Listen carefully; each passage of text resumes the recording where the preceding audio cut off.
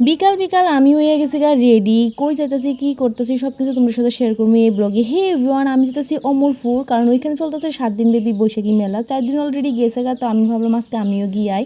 গাড়িতে উঠতে একটা কথা খুব ভালো মনে পড়তেছে যে আগের দিন গাড়িতে উঠলে আমার শরীরটা খুব খারাপ লাগতো, খুব প্রচণ্ড ঘুম পাইতো, আর এখন গাড়িতে উঠলে সব কিছু চিন্তা ভুল লাগে, মায়ারে কেমনে লইয়া যাবো ওইটার চিন্তা।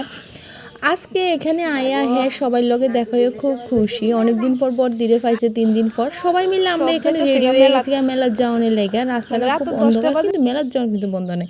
সবাই এখানে সাজ্জা খুব টইটুম্বুর। এখানে আমার ছোটো মামি ফুলবতী খুব সাজে, আর এই যে বড় মামি রাঙ্গাবতী, আর এখানে বাকিরা তো আছে। মেলা ঢুকতে ঢুকতে দেখলাম একটা কুলফি যে নতুন আইছে, না খালি নাই হয়।